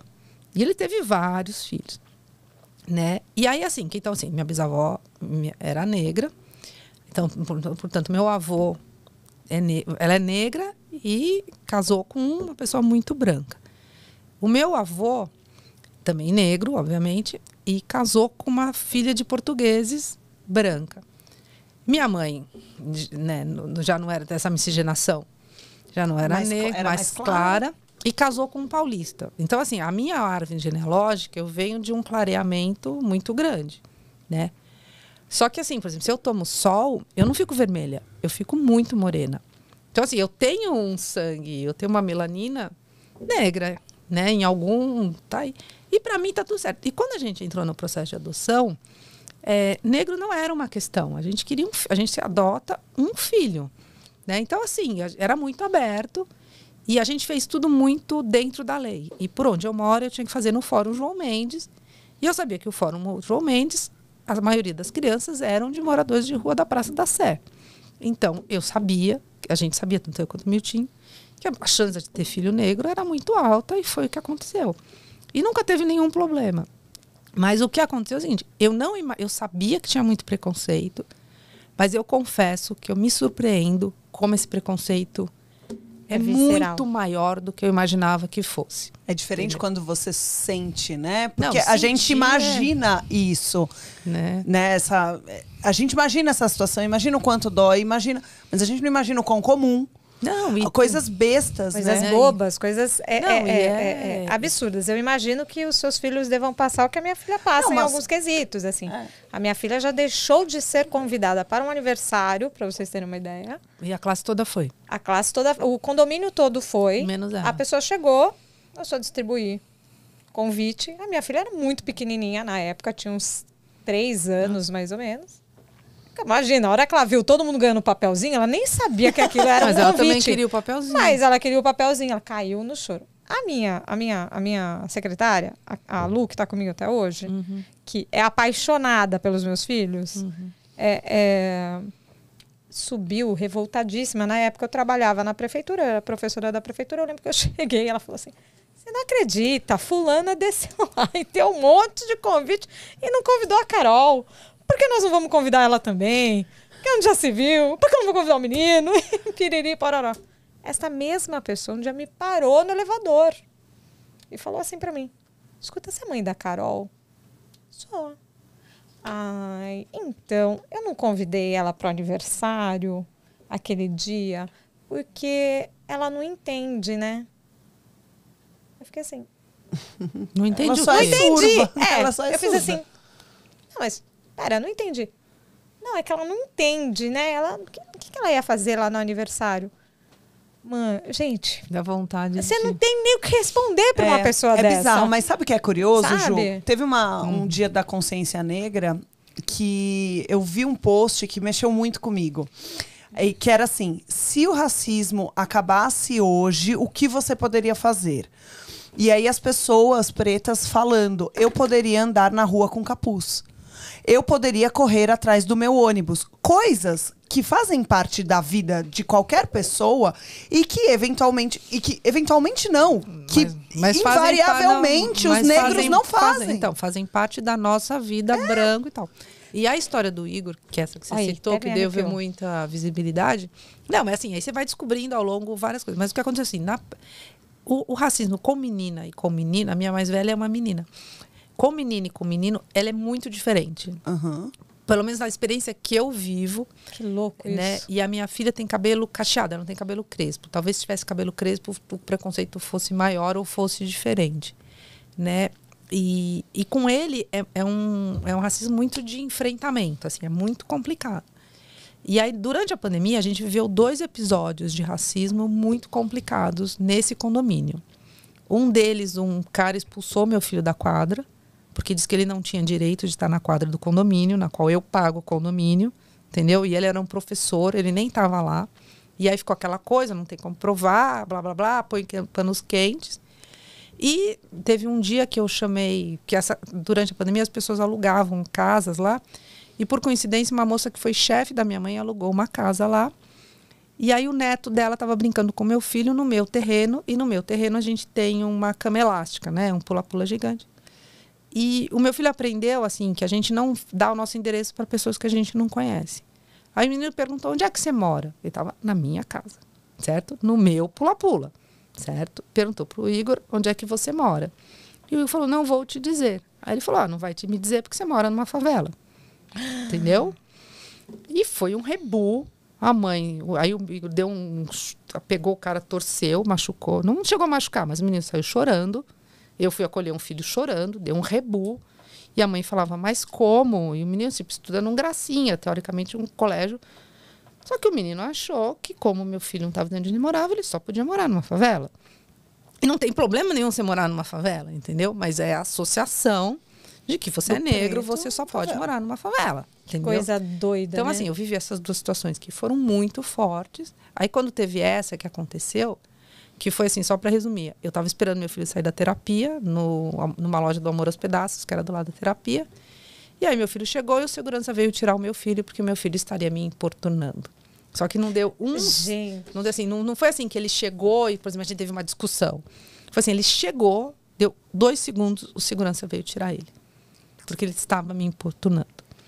E aí eu percebi, só que assim, se eu não tivesse tido essas 2 experiências anteriores, teria sido mais difícil de agir. E eu lembro assim, sabe quando você quer digitar a senha do celular, você erra a senha 3 vezes? De tão nervosa. E eu pus a senha e fui pro segurança. E perguntei, falei, não estou entendendo. Então assim, eu gravei, viralizou, a gente está processando, a gente já teve uma etapa que a gente já ganhou, entendeu? E a empresa diz que o segurança defende o segurança, diz que eu que importunei o segurança. É uma história cabeluda. Cabeluda. Mas assim, eu só consegui ter essa prova e teve essa repercussão toda que teve, porque eu já vivi outras situações. E hoje tipo assim, eu falo muito desse assunto, é um assunto que você falar, você gosta de falar? Não, não gosto. Claro eu gostaria de Mas ter. eu falar é necessário. E falo, e assim, você está me vendo aqui super feliz, falando de vinho e tal. Se eu percebo que é alguma coisa com as crianças, eu viro um bicho. E, por exemplo, eu te entendo. Como toda mãe. E assim, eu chego numa loja, agora eles pararam de comprar de loja de brinquedo, por exemplo, loja de brinquedo que criança espalha, eu chego assim e tô na loja e falo, filho, cadê você? Né? Porque a segurança vai para ele, entendeu? Filho! E eles morrem de vergonha. Eles falam, mãe, mas eu não quero nem saber, entendeu? Eu não quero nem saber. Você sabe que você Imagina falando as pessoas isso, que não têm uma mãe branca. tão presente Sim. ou branca, exatamente. Você sabe que há pouco tempo, a gente até falou disso, mas de uma outra situação que também aconteceu no Big Brother aqui no Brasil, que está passando. A gente não acompanha muito, mas a gente lê o que acontece, né? Um dos participantes teve rolou um preconceito dele lá, né, sobre religião. E aí ele fez um discurso outro dia, que eu li sobre isso, que eu achei muito interessante, assim, porque a gente não tem noção, realmente, né? A gente entende um pouco mais hoje o preconceito, mas ainda assim a gente nunca vai ter noção do que eles sentem. Não tem. Ele falou assim, vocês não sabem o que é ser preto e você entrar num supermercado e o segurança ficar andando atrás de você. Você não sabe o que é ser médico porque ele é médico. E o cara olhar para você e achar que você é o faxineiro porque ele acha que você tem que ser o faxineiro. Então, assim, a gente vive numa bolha tão massacrante, tão injusta, que é realmente assim, a gente não consegue entender a amplitude, o quanto isso é dolorido, o quanto isso é difícil, o quanto isso ainda tem que ser combatido. Porque é uma coisa que precisa ser realmente muito combatida. E tem toda uma questão do lugar de fala, inclusive... É a Adriana, da Confraria das Pretas. Acho que é a Adriana. Silvana. A gente até convidou a Silvana. Nós convidamos tudo, porque não é o meu lugar de fala. Talvez o seu sim, porque você é mãe de duas crianças. De 2 adolescentes. Não é o nosso lugar. E a gente quer dar oportunidade aqui. Mas é tão engraçado. Me fala outra sommelier negra. Tem a Patrícia Brentz, então, mas é muito pouco. Não tem. E sabe o que é curioso? Quantos anos sua filha tem? Ela 15, é a mais velha. 15. Ela já está numa idade. O preconceito que você falou que são diferentes, você sente que o preconceito com ela é uma coisa sexualizada? Então, é aquela coisa objetificada. Se a gente, mulher em geral, até me já arrepia. sente... Olha aqui. Isso, a mulher preta é muito mais. Ela é feita... pro prazer do hétero top branco. Mas é bem por aí, assim, às vezes a gente sai e ela fala pedófilo. Ela fala assim, ela vai falando pro cara, isso é pedófilo. Falando, mas o que é? Não, você viu como ele me olhou? Né? Você viu como ele me olhou? E digo mais, assim, ela, por exemplo, a gente foi férias em Salvador. Ela viu um vestido decotado lindo. Outro dia ela saiu com esse vestido, ela falou, mãe, nunca mais usa esse vestido. Ai. Tadinha. Porque assim, efetivamente assim, ela foi. E ela fala assim, pedófilo. Eu falei, mas por que pedófilo? Porque olha como ele tá me olhando, eu sou menor de idade, mãe. Ele não pode fazer assim. Então, assim, mas eu acho que o nosso papel, o que é? É empoderar para que eles saibam se defender. Não é fácil? Não é fácil. Não é fácil. Por isso que eu falei, você vai me chamar de falar de adoção? Eu falo. Você vai me falar de falar de racismo? Eu falo a partir de um lugar de fala que é muito diferente. Porque assim, sim, que eu não sou negra, que você falou. Muitas das coisas eu não sinto, entendeu? Eu nunca entrei no supermercado e alguém foi me seguir. Né? Eu chego para um policial, eu falo bom dia, boa tarde, e ele me trata super bem, entendeu? Exatamente. Então, assim, e, por exemplo, rasgou roupa dos meus filhos, eu jogo fora, não pode usar. Eles às vezes querem me matar, assim, falam, pô, mãe, mas eu adoro esses shorts. Semana passada mesmo. Coisa de criança, o meu também faz isso. Eu adoro, mas se o seu filho sair com shorts rasgados, não vai acontecer nada. Não vai acontecer nada, exatamente. Certeza, olha, juro, eu tô me coçando, porque eu tenho urticária com essas coisas. Mas é isso, você tem que ensinar desde criança que ele tem que ter medo da polícia, sim. E assim, é até bom falar sobre isso, porque muita gente acha que criança tem preconceito, né? A criança é ensinada. A criança é ensinada, porque assim, eu passo muito por isso, de uma maneira diferente, como eu te disse, em relação à deficiência da minha filha. Mas que não é nada legal. E vem muito de casa, porque assim, a minha filhinha já aconteceu... Gente, já aconteceu muita coisa. Um dia a gente faz um episódio só disso, porque ela tá brincando, andando de bicicleta, e ela é uma graça. Hoje ela tem 13 anos, super acolhida no colégio que ela estuda atualmente. Mas assim, de mãe virar e falar assim, ai, não brinca com ela que ela tem problema. Que problema? Então, aí você quer voar no pescoço da pessoa, né? E quando você fala assim, e quando fala, que problema? Você que tem problema. Exato. A mãe que fala, não convida. Não, pessoa que fala, seu filho tem cabelo ruim. Eu falo, que cabelo ruim? Eu acho lindo o cabelo dele. Tem cabelo. Não é cabelo ruim, ela tem um cabelo. Mas assim, às vezes as pessoas me olham, assim, eu já tive. Inclusive no mundo do vinho, não, porque o Igor tem cabelo ruim. Aonde? Ai, meu Deus, ainda bem que eu não tava do lado, porque eu ia dar um soco na cara por você. Olha. E já dei umas respostas aí. Eu dou umas respostas boas também. Não, ainda mais, gente, por quê? Não, minhas amigas, elas falam assim, Juliana, você tá ótima. Meu marido, ele fala, isso mesmo, amor, porque já aconteceu. Eu só que eu até contei pra Carol. Estava no colégio onde ela estudava, no antigo. Ela tava no carrinho, a moça brincou com ela, ela olhou e não respondeu, óbvio, porque ela é surda, ela estava sem aparelho naquele dia, inclusive. A moça fez assim, nossa, mas ela não fala?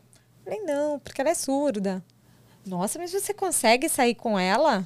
Não, ela tem 12 pernas. Daí eu virei. Não, daí eu sou obrigada. Desculpa, Brasil, a gente tá aqui nesse... A gente já vai voltar pro vinho. Mas é bizarro. Mas eu virei e falei... Geralmente ela fica amarrada ao pé da mesa, mas hoje eu saí pra tomar um sol. Porque você vai responder o que pra uma pessoa dessa, né? Mas eu acho que é importante a gente trazer esses assuntos. Por aí. A gente trazer esses assuntos. A gente brinca, mas é importante a gente falar, ainda que esse não seja o meu lugar de fala, o lugar de fala da Ju, mas é importante, são assuntos necessários que a gente tem que falar. Vamos voltar pro vinho? Então vamos voltar pro vinho para falar de coisas felizes. Su, ainda nessa temática aí de preconceito, você fala de no começo, me surpreendeu o jeito que você disse que não queria falar sobre amenidades, né? Mas porque você fala de um jeito muito leve, muito descontraído, muito fácil. Não é aquela coisa... Não parece que a gente tá lendo um livro de vinho, né? Um manual. Então, isso é muito legal. Você sabe por que eu caí nesse mundo? Eu lembro uma vez, quando teve a URV, nossa, eu vejo a foto agora, assim. Tinha um cara, abriu uma coisa de emprego, e o cara, ele tava assim, era a foto do cara roendo a unha de nervosismo. Era uma fila, assim, tava um desemprego enorme, eu tava num projeto uma fila qualquer, uma coisa de projeto de emprego. E aí eu fiz um texto que eu descrevia a situação, em vez de falar, poxa, ele tá nervoso, sei lá, eu fiz de um jeito assim, e até na Folha tinha um negócio do ombudsman que marcava, e eu lembro dele elogiar isso. Eu sempre tive um texto muito solto. Eu sempre gostei de escrever, assim... Eu não acho que se você usar um monte de adjetivos, só vai deixar seu texto mais distante. Eu sempre fui muito clara no que eu falo. E eu acho que eu trouxe isso para o vinho. Então, assim, obviamente, se você quiser ter uma degustação super técnica, eu sei fazer. Mas as pessoas não precisam. Eu gosto dessa coisa mais explicadinha, mais de um jeito... Então, é o meu jeito de ser. Então, foi por isso. Muito natural. Mas você acha que isso ajudou ou atrapalhou na formação da sua reputação tão ilibada com o vinho? Eu acho que ajuda, porque eu acho que mostra que... Porque eu acho assim, você só fala simples se você entende. Entendeu? Sim, se você não você entende, precisa ter propriedade. Você põe um monte de palavra bonita. Você copiou do livro? Você copiou do livro e, entendeu? Então, e falar simples de finanças é muito mais difícil do que falar simples. Você acha mais difícil? Política, né, também. Porque política hoje todo mundo é PhD, mas falar de verdade de política, né? De política não, cobrir política é muito difícil, gente. Eu tiro o chapéu para quem cobre bem política, porque é muito difícil. Não parece, mas é muito difícil. Não, deve ser punk. Você é usado por todo mundo sem perceber, assim. Mas, assim, eu sempre tive um texto solto e eu acho que é a minha característica. Que ajudou. Eu acho que sim. Que não foi... Porque a gente sabe, né? Tem aqueles enochatos que... Data máxima vênia, este aroma de... Pedra de cinzeiro, de isqueiro. Você sabe de cinzeiro, não, de isqueiro. Uma vez eu estava num avião voltando de uma viagem e o fotógrafo Pedro Martinelli, ele estava voltando nesse voo com a gente. E aí eu lembro que ficou conversando, era um grupo de vinho que estava, e ele estava lá, era o mesmo destino, mas assim, ele não estava nessa viagem. Aí, você escreve de vinho, que legal, não sei o quê. Você pode me dizer o que é cheiro, como é pelo de raposa molhada? Porque é um clássico da descrição de Cabernet de Bordeaux. E aí eu lembro, eu ria, eu falava, eu nunca cheirei uma raposa. Eu até sei qual é o aroma por associação, entendeu? Mas você já cheirou uma raposa? Deve ser assim, tipo cachorro molhado, é neste nível. Então assim, tem essas coisas. Você vai, na verdade... Tenta ser divertido e dá tudo certo. E vamos lá. Como você degusta muita coisa, eu imagino que você também goste de degustar vinhos brasileiros, né? Eu provo bastante. Como é que você avalia o mercado do Brasil? Como que você acha... Quais são os nossos principais obstáculos? Os nossos potenciais? Nossa, no momento atual, essa é a pergunta. Essa é a pergunta. Então, eu acompanho o mercado brasileiro há muito tempo. E um pouco antes de toda essa crise que teve, eu estava comentando, eu até escrevi isso num freela que eu fiz. Eu acho assim, a qualidade do vinho brasileiro melhorou. Não quer dizer, assim, é que nem assim, o Brasil faz bons espumantes, por exemplo. Faz. Mas, assim, nem todo vinho espumante brasileiro é bom. Assim como nem todo Bordeaux é bom. Então, assim, a gente tem vários produtores que fazem vinhos bons. E isso vem crescendo ao longo do tempo. Agora, o que eu acho que falta para o Brasil, eu acho que falta uma união, assim, sabe? Acho que o grande problema assim, falta, por exemplo, a gente teve na pandemia, a gente teve um crescimento muito grande de consumo de vinho brasileiro. E uma das coisas que levou o público para o vinho brasileiro é que os vinhos importados estavam caros. E aí o brasileiro foi beber vinho brasileiro. Então, isso ajudou a vencer o preconceito. Aí, quando Mas aí falta, assim, então ele começou a vencer. Mas aí como é que você amarra isso, sabe? Como é que você faz que o cara que provou um vinho brasileiro continue no vinho brasileiro? Eu acho que faltam umas ações de incentivo a consumo. Por exemplo, Portugal sabe fazer bem, Chile sabe fazer, Argentina sabe fazer, e que eu acho que o Brasil não sabe, né? Eu acho que tem um desafio nesse saber divulgar o vinho. E, por exemplo, teve todo esse episódio que todo mundo acompanhou, que o que mais me incomodou, assim, obviamente, o que mais me incomodou é essa empresa Félix, que, assim, não tem adjetivo para descrever o horror que eles fizeram, né? Mas acabou manchando muito a imagem do vinho brasileiro. E como é que resolve isso? Entendeu? O setor vai encarar, vamos... Porque eu tenho amigo que fala assim... Outro dia uma amiga me ligou e falou, ganhei um vinho. Aí ela olhou... ia me perguntar se eu gostava. É muito, né? Vocês também têm isso, né? O amigo que não... ganhei esse vinho, o que você acha? Aí ela olhou e falou, mas é brasileiro. Aí eu falei, chama a Márcia. Eu falei, Márcia, mas qual é o problema de ser brasileiro, esse vinho? Porque... Eu falei, mas... Pera lá. O trabalho escravizado aconteceu fora da propriedade das vinícolas. Ok, tem toda aquela questão de responsabilidade e tudo mais, mas assim... Fiscalização. Mas não é isso, né? E não é isso, não é em toda a empresa, né? Então, assim, como é que eu acho que o Brasil tem quando você fala do que falta, eu acho assim, falta melhorar a qualidade, sim, falta ter mudas. Eu não sou viticultora, eu não sou especialista nisso, eu até gostaria de ser, porque quando a gente conversa com especialista, muitos falam que a gente tem muito problema de muda com vírus, tem que ter várias coisas, assim, tem várias coisas no vinhedo que ainda tem que ser feito e que o mundo todo está fazendo. Eu acho que muito produtor brasileiro usa mal a barrica, mas assim, 20 anos atrás o produtor argentino também usava mal a barrica e a gente vai aprender a usar bem a barrica, faz parte do processo de saber fazer vinho. Então, tudo isso assim, a gente está num crescente, mas eu acho que falta uma coisa de imagem do Brasil aproveitar, tipo, nossa, crescemos tanto na pandemia, vamos capitalizar isso, vamos fazer. Eu não, assim, como fazer, eu não sei, mas assim, eu não sou de marketing. Mas eu acho que falta uma coisa de mostrar meio, sabe? Mostrar, como é que você aproveita que tem um monte de gente querendo ir para o vinho e como é que você faz isso acontecer, né? E a outra coisa que eu já falei para muito produtor de vinho brasileiro, e nem todos concordam comigo, mas eu acho que é muito por aí, o concorrente do vinho brasileiro não é o vinho francês ou o vinho português. É a Coca-Cola, é o whisky, assim, é aquela bebida. Você tem uma situação de consumo, você tem um almoço, você vai beber uma bebida. A partir do momento que você pede uma Coca, você deixou de pedir um vinho, entendeu? Ou que você pediu um whisky, você deixou de pedir um vinho, né? Então, assim, eu acho que tem que ver. Claro que você tem, que nem a gente falou do exemplo do Douro Boys. Os Douro Boys, claro que o Dick queria vender o vinho dele e o Cristiano queria vender o vinho dele. Mas eles sabiam que eles tinham que promover a categoria, né? No caso, mostrar que em Portugal o Douro faz vinho tinto, tranquilo, bom, para que o consumidor escolha que vinho ele queria tomar. E eles fizeram isso com muita propriedade. Tanto que hoje, assim, vários produtores do Douro, eles usufruem desse trabalho que os Douro Boys fizeram lá atrás. Sim. Né? Então, eu acho que falta uma coisa assim, sabe? De se unir e falar, não, vamos elevar a categoria vinho. Né? Porque tudo bem, o cara, hoje eu tô aqui provando vinho argentino, mas amanhã eu vou provar um vinho brasileiro, né? Então eu acho que falta, eu acho que o entrave é isso, falta uma coisa de fazer um trabalho de equipe mesmo, sabe?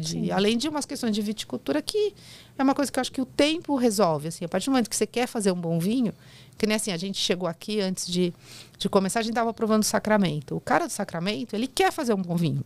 Então, ele foi estudar solo, ele tá fazendo coisas e tá surpreendendo pra caramba. Entendeu? É o cara que ele prova, ele faz um Shiraz bom, ele prova o Shiraz do mundo todo, para poder ter um parâmetro. Então, assim, tudo isso eu acho que a nossa indústria tem que fazer e ir crescendo. Não sei se eu respondi. Opa, super! Deu uma aula.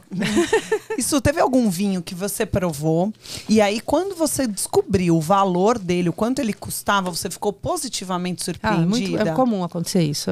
Não me peça exemplo, pelo amor de Deus. Porque a gente já ia pedir um exemplo para as pessoas falarem. Outro dia, nossa, a última degustação que... Eu não vou lembrar quem foi. A última degustação que eu fiz o paladar, aconteceu isso. Eu não vou lembrar. Eu sou muito ruim disso. Mas teve isso, assim, que eu tava provando, e aí quando você abre e fala, não, só custa isso.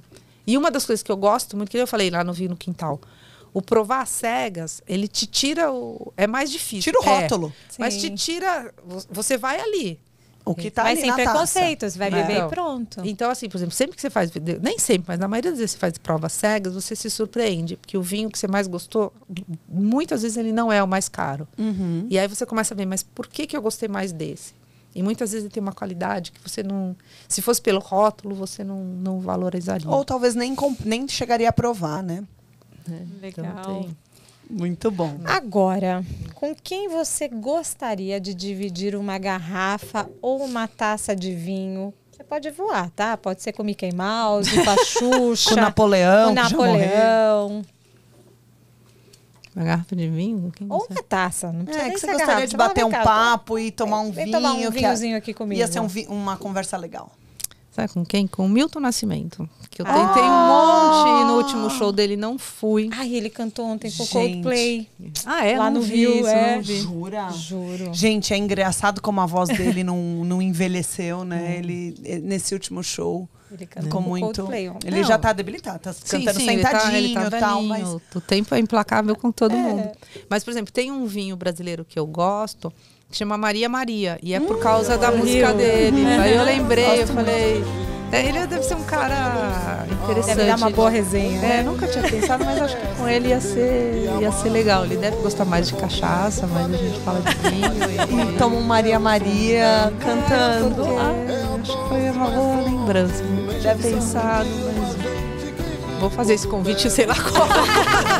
Faça logo. Mas olha, eu acho que ele aceita, hein? Conversar com você, ele vai falar, Suzana Varelli, agora. Mas sabe o que eu gostaria de tomar um vinho? Esse convite é fácil de fazer, eu preciso fazer. Outro dia, já tem uns 2 anos, eu fiquei muito feliz, porque, assim, dos esportes que eu fazia, eu adorava vôlei. E durante a pandemia, teve uma avaliação de safra brasileira, a gente está falando de vinho brasileiro, que é um dos eventos mais legais que a gente faz, de dar inveja para o mundo e tal. E eles chamaram a Fegaray para comentar um vinho. Sim. Né? E ela fez um comentário que eu achei muito legal, muito... Não era um humilde de se colocar abaixo, mas ela fez ela falou de um jeito que foi muito legal, mostrando como é legal você descobrir um vinho. E aí eu falei, nossa, ela entende alguma coisa de vinho, sabe? E aí um dia ela começou a me seguir no Instagram. E eu fiquei em esse. Eu lembro que eu liguei, Gigi, você sabe que tá me seguindo? Aí a Gigi, minha filha, aí ela, quem? Eu, a Fegaray. Ela, quem é? Essa é a famosa quem, mãe? Ela deve ser uma pessoa que eu vou atrás de tomar um vinho com aí, ela, ó, assim. Aí, Fegaray, fica a dica, hein? Tomar um vinho com a Suzana, olha que demais. Você já contou várias aqui, mas teve alguma situação curiosa, engraçada, divertida, louca, envolvendo vinho? Pode ser um desses micos aí. Deixa eu pensar mais história que eu já contei.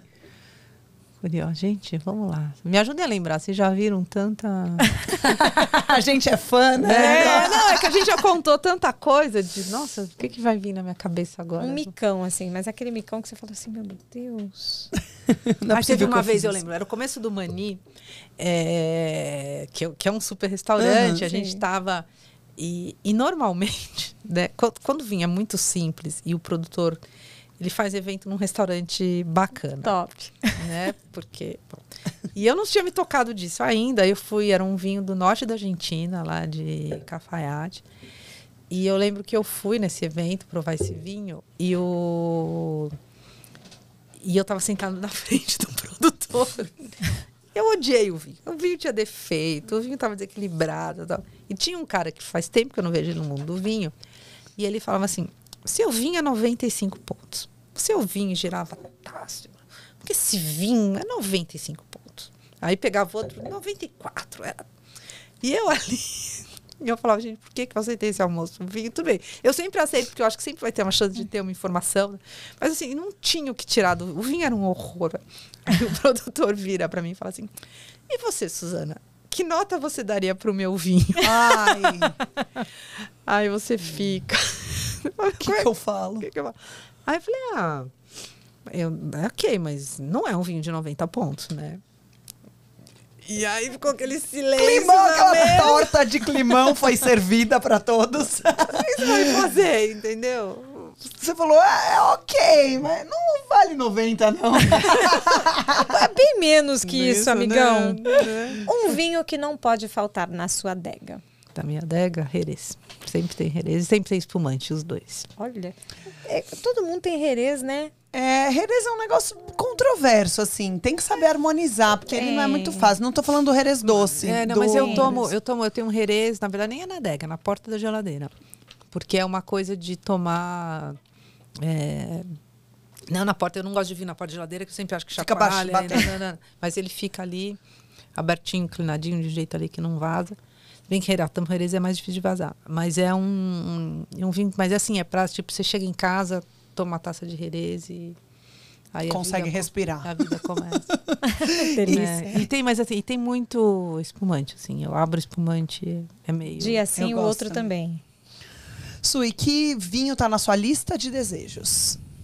Que você ainda não conseguiu degustar. Ou você quer pôr na adega, ou você ainda não degustou.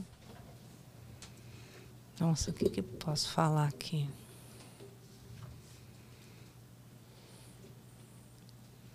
Que eu queria provar. Na verdade, sabe, eu tenho um sonho que é o seguinte, eu já falei para as crianças, assim, depois que as crianças crescerem e tal, eu vou todo ano fazer uma colheita em algum lugar. Né? E passar 1 mês, 2 meses colhendo uva em uma região. É meu sonho. E aí, quem sabe, isso vira um livro, mas daqui a 20 anos. As colheitas tem que ter um livro antes disso aí. Isso sim. E eu tenho muita vontade de passar, tipo, 1 mês provando coisa na região de Barolo, Barbaresco. Eu gosto muito da Nebbiolo, mas para mim, assim, a Nebbiolo é uma uva difícil de entender. É uma coisa... Né, eu acho que é por aí, assim, sabe? E aí você vai conhecer, porque às vezes você tem pequeno produtor, você prova, você fala super legal, aí tem uns vinhos do Lang que você prova, aí um você gosta, outro você não gosta, aí você fala, putz, será que isso vai ganhar complexidade? Eu acho que é por aí. Essa experiência toda. Delícia. Aí. Agora, a gente vai fazer uma brincadeira com você. Tem muito sabichão no mundo dos vinhos, né, Ju? Tem mais sabichão? É o que mais tem. Tem mais enochato ou mais sabichão? Acho que tem os dois, né? Não é a mesma coisa? Não. O enochato, ele até entende um pouco, só que ele é chato. O sabichão acha que sabe, mas não sabe nada. Não sabe nada. Não, tô brincando. A gente... Mas também é chato. Também é chato. Os dois são chatos. Tem muita gente Aí chata, a gente vai te dar uma situação e você vai falar se essa pessoa é enochato ou se ela é sabichão. Se ela manja dos Paranauê. Se ela entende ou se ela só é enochata, que fica lá, entende um pouco, mas fica floreando. Então vamos lá. Só uso taça de cristal. É mais enochato. Porque assim, o ideal, assim, que você quer sacar mesmo, vinho é a taça de cristal. Mas tem várias situações de consumo que você não precisa da taça. Quer dizer, você pode sair sem uma taça de cristal. E ter um momento excelente. É um bom momento. Só bebo vinho 100 pontos Parker. Putz, aí ele é um bobo, né? Ele é um mala. Não, até porque a gente não falou pouco de pontuação aqui, mas eu sou muito crítica e... Eu lembro uma vez, eu não lembro o nome dele, é um cara da Espanha. Ele fazia um Rioja que 1 ano ele ganhou 100 pontos Parker. Aí no ano seguinte o vinho dele estava melhor. E ele ganhou 100 pontos Parker. Aí eu lembro que eu perguntei para ele, falei, e aí? Aí ele falou, pois é, eu fico me perguntando, e agora, entendeu? Porque... O que vai motivar, né? O que vai te desafiar? Como é que você vai? E pontuação é uma coisa... Eu acho assim, né, os críticos sabem provar vinho. Tem uma nota, até uma nota X, que é a qualidade do vinho. O resto é uma coisa do crítico gostar ou não gostar. Que não é necessariamente que você vai gostar ou não vai gostar. Não. Né? Então esse é sabichão. É É difícil de encontrar um vinho bom por menos de R$100. Infelizmente é verdade. Esse aí manja dos Paranauê. A venda, na verdade, assim, você até encontra, mas é cada vez mais difícil. Não é que não tem, mas é um trabalho difícil. Você bebe muita coisa ruim. Infelizmente, assim, a gente tem uma questão, quando a gente pensa nos importados, desde a nossa moeda, desde os custos e tudo. E o Brasil também tem muito custo de produção. Não quer dizer que vai ter vinho ok, entendeu? Mas infelizmente é muito difícil se achar um vinho excepcional por menos de 100. Infelizmente. Brasil nunca vai produzir vinhos como países como França, e Itália, ou Itália. Mas se ele é o quê? Um enochato ou um sabichão? Eu acho que o Brasil vai produzir um vinho diferente que vai ter a qualidade do vinho brasileiro. Assim como a França nunca vai produzir um vinho assim, ou ninguém... Você tem uma coisa de tipicidade que cada um vai fazer o seu vinho. E tem que valorizar isso, e não quer dizer que o vinho é melhor ou pior, quer dizer apenas que você está valorizando um terroir, que isso é muito importante. Agora a gente vai entrar no bate-bola. A gente fala uma situação para você e você fala um vinho pra gente. Vocês são dizem que são minhas amigas. Um vinho para celebrar. Que não pode ser champanhe. Putz, mas era o que eu ia falar. Um Borgonha branco. Um vinho para curtir a fossa. É aquele vinho que te dá um abraço. Um vinho que me dá um abraço. Acho que um bom Malbec, assim, esses Malbecs mais Ele não te dá um tão abraço, exuberante. Alguns dão um tapa na cara também. Não, mas aí dá um chacoalho. Não, se você for num... Não, mas na verdade, sim, o que vai me dar um abraço não é isso, não. É um vinho já envelhecido, um vinho que envelheceu bem. Que ele já não tem a fruta, que não tem nada, mas ele tem... Ele vai te envolvendo de um jeito que é muito legal. Acho que é melhor essa imagem. É um assim. abraço. É um abraço. É um vinho que vai te envolvendo. Em geral, é aquele vinho que já perdeu essa exuberância do vigor, vinho, né? do vigor, mas que ele sabe te ouvir. Acho que é isso. Adorei. Um vinho para levar numa festa com diferentes níveis de pessoas. Aquele aí iniciante, é o Malbec, aí é o Malbecão. Não precisa ser um Malbecão, porque tem tanto Malbec diferente hoje em dia. É verdade. De estilos diferentes. Quem foi na wine, na última degustação da Wines da Fé Argentina, que teve aqueles 41 vinhos lá e teve a oportunidade de provar tudo aquilo, eu saí de lá maravilhado. Não, já foi o tempo que Malbec já foi tudo igual. Sim, hoje, há muito tempo, não é tudo igual. Tem umas coisas muito legais, inclusive. Graças a Deus. Vinho combina com... A gente mudou agora. Em não é mais, palavra. não precisa falar mais. Com felicidade. Vinho não combina com frescura. Se bem que às vezes combina, né? Não, mas pra mim o vinho me faz feliz. Eu acho que essa é por isso que combina com e é isso. Em uma palavra, vinho pra mim é sinônimo de? Eu não vou poder falar felicidade, né? Mas eu acho que é sinônimo de você, na minha experiência particular, né, na minha pessoa, é sinônimo de você se permitir, porque eu consegui pegar um hobby que estava virando um hobby e transformar numa profissão e, na verdade, eu mudei, né? A gente fala de transição de carreira, eu continuei jornalista, mas assim, da economia para o vinho é uma... Então, eu acho que é uma coisa de eu me permitir fazer uma coisa que ia me fazer mais feliz, mesmo ganhando muito menos. Acho que é isso. E para terminar essa entrevista maravilhosa, que foi uma honra participar do Talk, foi uma delícia. Aê! Su, agora é o seu momento. A gente queria agradecer imensamente. Foi um papo divertidíssimo. Eu ficaria aqui mais umas 5 horas. Eu também, ó. Você pode olhar aqui pra câmera, mandar um beijo pra Xuxa, pra sua filha, pro teu filho. Então vamos começar. Gigi, Igor, eu te amo. Vamos lá. Não, mas queria agradecer a oportunidade. Eu acho que a gente vem de um período muito ruim do Brasil, né? Desde a pandemia, tudo isso. Mas eu acho que as pessoas... Eu sou um exemplo de pessoa que teve que se reinventar na pandemia. Não foi nada pensado, foi acontecendo. E eu sou muito grata por esse momento que eu vou ficar até emocionada. Eu choro muito fácil. Assim, muito nós somos duas. Vem cá, que a gente só chora. Vamos junto. Mas eu acho que esse tá se reinventando, assim, tipo, hoje, assim, eu não sou mais só jornalista, né? Eu dou palestra, que nem vocês fazem, faço um monte de coisa. Mas eu acho que eu tô vivendo um momento de gostar de repartir experiências, de repartir conhecimento. E é o que eu faço, né? Para quem me acompanha, que é isso. Assim, eu escrevo no Paladar, no Estadão, que é uma coisa que muito me orgulha, assim, porque é um jornal super, né? Que eu super acredito e é legal. Mas tem essa coisa, por exemplo, cada vez, assim, a notícia da semana é de final de semana, né? Eu gravo sempre no domingo. Por causa de luz, em geral, eu gravo de manhã e subo à tarde. Mas eu fui descobrindo que, assim, às vezes eu falo, putz, mas domingo eu vou ter que trabalhar. Porque mesmo às vezes eu falei, não, toda vez que eu gravei antes, aconteceu alguma notícia que eu tive que regravar. Então, por definição, eu não gravo, falo, não vou ter 2 trabalhos. Mas é uma coisa que me faz trabalhar de domingo, mas me dá tanto prazer fazer que você fala, putz, que legal. Então, eu acho que é um pouco isso. Essa é a Suzana Barelli hoje, tentando fazer coisas mais legais no mundo do vinho. É isso. Fazendo muito bem, parabéns. Incrivelmente bem. Obrigada pelo seu tempo, por se dispor a vir aqui bater esse papo com a gente. E ter sido tão franca, né? Tão aberta. Disponível. Muito obrigada. Não, imagina. Obrigada a vocês. Eu queria fazer, então, só falar assim, ó. Vamos fazer um tintim.